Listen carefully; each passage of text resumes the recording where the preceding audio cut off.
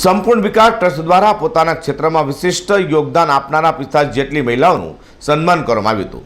મહિલાઓ દ્વારા સંચાલિત આ ટ્રસ્ટ દ્વારા મહિલાઓને પ્રોત્સાહન આપવા આ કાર્યક્રમનું આયોજન કરાયું છે। સંપૂર્ણ વિકાસ ટ્રસ્ટ દ્વારા દર વર્ષે મહિલા સન્માન માટે કોઈને કોઈ કાર્યક્રમનું આયોજન કરાય છે, જેમાં ગત વર્ષથી વાવ એવોર્ડની જેમ આ વર્ષે સિઝન 2નું આયોજન કરાયું હતું।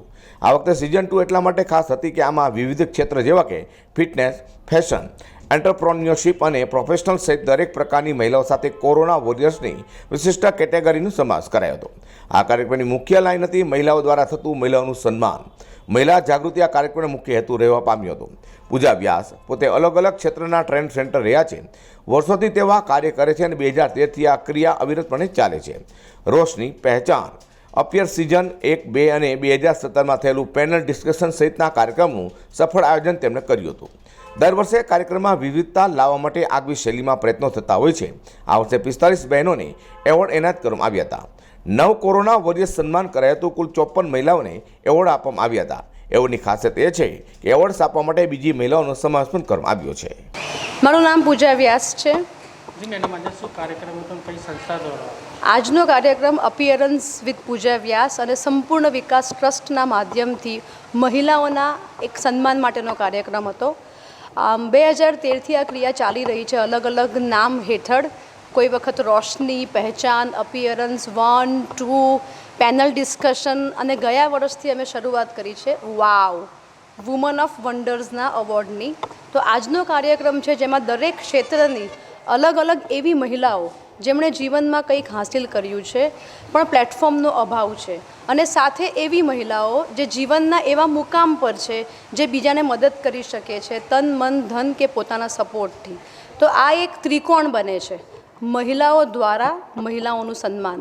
This is the heart of વાવ। આ વાવનો વોઇસ છે। કેટલી મહિલાઓને સન્માન કરવામાં આવ્યું? બેઝિકલી પ્લાન તો 36 મહિલાઓનો હતો, પણ એટલી બધી પ્રોફાઇલ આવી તો 45 મહિલાઓનું સન્માન કરવામાં આવશે, અને સાથે 2021ની ખાસ આ વખતની અમારી તૈયારી છે કોરોના વોરિયર।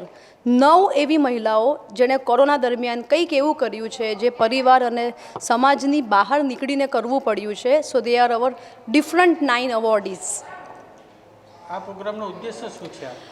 ઉદ્દેશ્ય એવો છે કે મોટે ભાગે કહેવાય છે મહિલાઓ દ્વારા મહિલાઓનું સન્માન કરવું બહુ અઘરું છે। મહિલાઓ ખૂબ લડે છે હાર્મોન સાથે, પરિવાર સાથે, પોતાના સપનાઓ સાથે, અને આ લડાઈને ક્યાંક રોકવી પડે। વુમન ઓફ વન્ડર અવોર્ડ એક શરૂઆત છે, એક રિપ્રેઝેન્ટેટિવ શોધવાનો મારો પ્રયત્ન છે જે આ મહિલાઓ લેગસીને આગળ લઈ જશે। આ વર્ષે જેટલી પણ મહિલાઓ અવોર્ડ લેશે, આવતે વર્ષે પોતાના અવોર્ડના માધ્યમથી બીજી મહિલાઓને પ્લેટફોર્મ આપશે પોતાના ફિલ્ડમાં।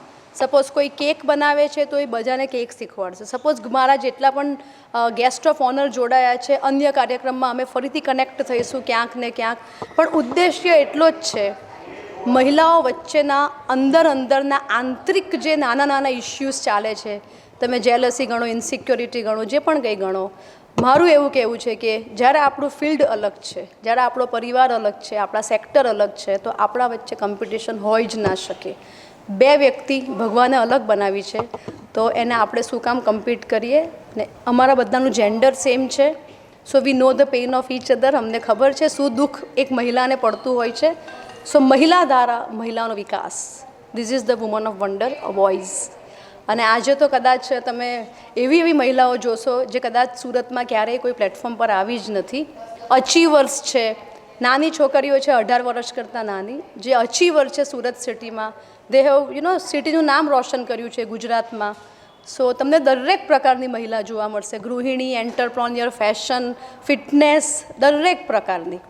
नमस्ते, मैं ममता गोयल हूँ और मैं एक ज्वेलरी डिज़ाइनर हूँ। मैं ये 5 साल से ये ज्वेलरी का बिज़नेस कर रही हूँ। तो पिछले साल क्या हुआ कि मेरे हस्बैंड की कोविड में डेथ हो गई थी, तो वो बहुत टफ़ पीरियड था। और मैं ये ज्वेलरी का काम एक्चुअली जो पहले करती थी वो एक शौकिया तौर पे करती थी, और अब ये मेरी एक नीड बन चुकी है और मुझे ये काम करना है। तो मुझे पूजा व्यास का सपोर्ट मिला और उन्होंने मुझे एक प्लेटफॉर्म दिया और आगे बढ़ने के लिए एक उन्होंने मुझे प्रोत्साहित किया, तो मैं उनका धन्यवाद करना चाहती हूँ। सीमा कालावड़िया।